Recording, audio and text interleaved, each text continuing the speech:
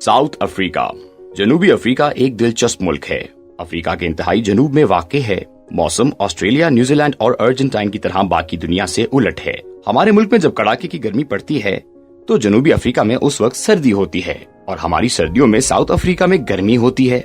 ये मुल्क 1488 में पुर्तगालियों ने दरियाफ्त किया था, लेकिन यहाँ पहली कॉलोनी हॉलैंड के बाशिंदों डच ने बनाई। डच 1692 में केप टाउन पहुंचे और आबाद होना शुरू कर दिया। ये जमींदार या किसान थे। डच जुबान में किसान को बोर्स कहते हैं। ये लोग आज भी बोर्स कहलाते हैं। डच की देखा देखी जर्मन और फ्रेंच भी आ गए और इन तीनों ने मिलकर यहाँ एक नए कल्चर और जुबान की बुनियाद रख दी। ये कल्चर और जुबान अफ्रीकानो कहलाती है। अफ्रीका स्याह फाम बाशिंदों की सरजमीन थी। ये लोग 9 मुख्तलिफ कबाइल में तकसीम थे। जोलो कबीला सबसे बड़ा और मजबूत था, लेकिन ये बाहमी तकसीम और टेक्नोलॉजी के हाथों मार खा गए और पसपा होते चले गए। बरतानवी बाशिंदे 1795 में आए और 1820 में यहाँ अपनी कॉलोनी कायम कर ली। ये अपने साथ मलेशिया, इंडोनेशिया और थाईलैंड से हजारों लोग लेकर आए थे। ये लोग मलाई कहलाने लगे और मलाई बाशिंदों ने मुकामी स्याह फाम बाशिंदों को काफिर कहना शुरू कर दिया और 1850 में हिंदुस्तानी बाशिंदे जनूबी अफ्रीका पहुंचने लगे। ये लोग रेलवे में मुलाजिम थे, चुनाचे अफ्रीकानों ने इन्हें कुली कहना शुरू कर दिया। ये अलकाबाद आज भी जनूबी अफ्रीका में मुस्तमिल हैं। ताहम किसी को काफिर, कुली या बोर्स कहना गाली समझा जाता है और इसकी 6 माह सजा है। जनूबी अफ्रीका में हिंदू और मुसलमान कारोबार पर छाए हुए हैं। स्याह फाम बाशिंदे कारोबार की सलाहियत से महरूम हैं। चुनाचे ये दुनिया का वाहिद मुल्क है जिसमें पाकिस्तान, बांग्लादेश या भारत से नौजवान सरहद पार करके पहुंचते हैं, छोटी सी दुकान खोलते हैं और 3 मुकामी लोगों को मुलाजिम रखते हैं और मालिक बनकर बैठ जाते हैं। पाकिस्तानी यहाँ खुशहाल भी हैं और मुतमईन भी। मुल्क की 90% मोबाइल फोन शॉप्स पाकिस्तानियों की हैं। आप किसी भी मोबाइल फोन शॉप पर चले जाएं, आपकी वहां पाकिस्तानियों से मुलाकात हो जाएगी। बबर शेर, लॉयन किंग जनूबी अफ्रीका की नस्ल है। इन लोगों ने जीनियाती तब्दीलियों से मुख्तलिफ रंगों के शेर बना लिए हैं। हमने जोहानिसबर्ग में सफेद शेरों का खानदान भी देखा। काले और पीले शेर भी मौजूद हैं। दुनिया के 5 बड़े जानवर बिग 5 हाथी, राइनो, केप भैंस, बबर शेर और चीता यहाँ पाए जाते हैं। टार्जन का ताल्लुक भी जनूबी अफ्रीका से था। वो खानदान के साथ केप टाउन से लंदन जा रहा था। रास्ते में जहाज तबाह हो गया और उसे गोरीले उठाकर ले गए। बाकी कहानी से आप वाकिफ हैं। मुसलमान 2% हैं, लेकिन ये सियासी और मुआशी तौर पर इतने ताकतवर हैं कि इन्होंने हलाल को मुल्क की पॉलिसी बनवा दिया है। लिहाजा ये दुनिया का वाहिद मुल्क है जिसमें चिकन और मटन के साथ साथ पानी की बोतल पर भी हलाल की मोहर लगी होती है। गोरों की हुकूमत ने 1944 में अपार्थाइड नस्ल परस्ती को कानून बना दिया, जिसके बाद स्याह फाम बाशिंदों के बुनियादी इंसानी हुकूक तक छीन लिए गए। ये गोरों की आबादी में भी नहीं जा सकते थे और उनके रेस्तुरानों, बसों, ट्रेनों और दुकानों में भी दाखिल नहीं हो सकते थे। अक़वाम मुत्तहिदा ने रद्द अमल में जनूबी अफ्रीका पर इक्तसादी पाबंदियां लगा दी। ये हुक्म कुबड़े को लाद साबित हुआ और उन्होंने अपनी जरूरत की हर चीज खुद पैदा करना शुरू कर दी। ये लोग खुराक, फ्रूट्स और सनत में भी खुद कफील हो गए और इन्होंने कोयले से पेट्रोल और डीजल भी बनाना शुरू कर दिया। ये आज भी इक्तसादी लिहाज से खुद कफील हैं। यहाँ सिर्फ 2 क्लासें हैं, अपर क्लास या फिर लोअर क्लास। मिडिल क्लास सिर्रे से मौजूद नहीं। आप साउथ अफ्रीका में अमीर होंगे या फिर इंतहाई गरीब। मुल्क का स्टैंडर्ड यूरोपी है। पूरे मुल्क में बड़ी बड़ी हाईवेज, होटल्स, रेस्टोरेंट, एयरलाइंस, मंडियां, काने और एकड़ों पर मुहित विलास हैं। ये तमाम सहूलतें यूरोप के मुकाबले में सस्ती हैं। चुनाचे आजादी के बाद जो भी गोरे अपने मुल्कों में गए वो दोबारा वापस आ गए और यहाँ क्वालिटी लाइफ को एंजॉय करने लगे।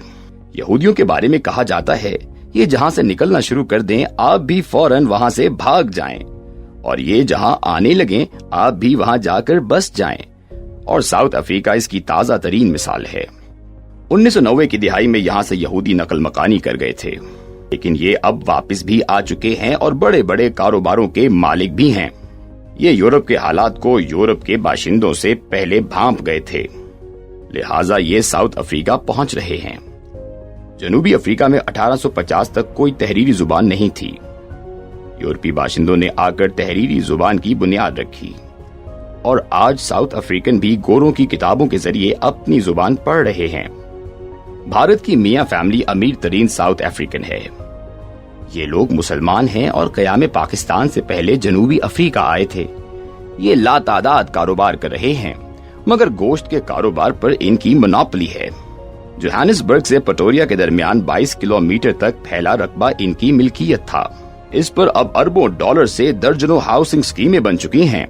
آپ اس سے ان کی دولت اور اثر و رسوخ کا اندازہ کر لیجئے۔ ساؤتھ افریقہ کے لوگ ٹریفک سگنل کو روبوٹ، پیٹرول پمپ کو گیراج اور ویگن کو ٹیکسی کہتے ہیں۔ گوروں، کالوں اور ملائی لوگوں کے اختلاط سے ایک نئی نسل پیدا ہوئی ہے۔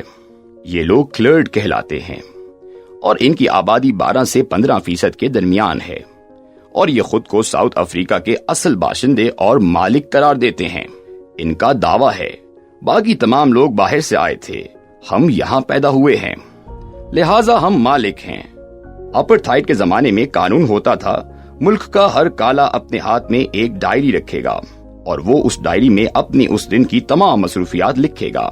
یہ ڈائری کالوں کی زندگی کا لازمی حصہ ہوتی تھی اور جو اس قانون کی خلاف ورزی کرتا تھا پولیس اسے تشدد کا نشانہ بھی بناتی تھی اور جیل میں بھی پھینک دیتی تھی۔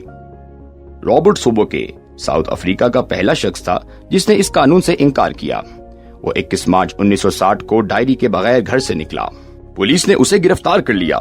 یہ خبر پھیلی اور شہر کے تمام کالوں نے پولیس اسٹیشن کا گھیراؤ کر لیا۔ سوبوکے کو بعد ازاں رابن آئلینڈ میں بند کر دیا گیا۔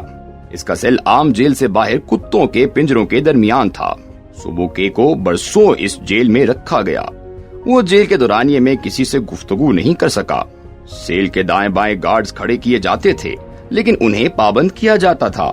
وہ سوبوکے سے بھی بات نہیں کریں گے اور ایک دوسرے سے بھی مخاطب نہیں ہوں گے۔ یوں سوبوکے الفاظ کو ترس گیا۔ یہ خبر باہر نکلی تو احتجاج شروع ہو گیا۔ حکومت نے رد عمل میں اسے اخبارات پڑھنے اور ریڈیو سننے کی اجازت دے دی لیکن یہ رعایت زیادہ خوفناک سزا ثابت ہوئی۔ سوبوکے اب معلومات کا خزانہ تھا۔ اس کے پاس دنیا جہاں کی خبریں ہوتی تھیں لیکن وہ کسی شخص کو یہ خبریں سنا نہیں سکتا تھا اور یہ خوفناک اذیت تھی۔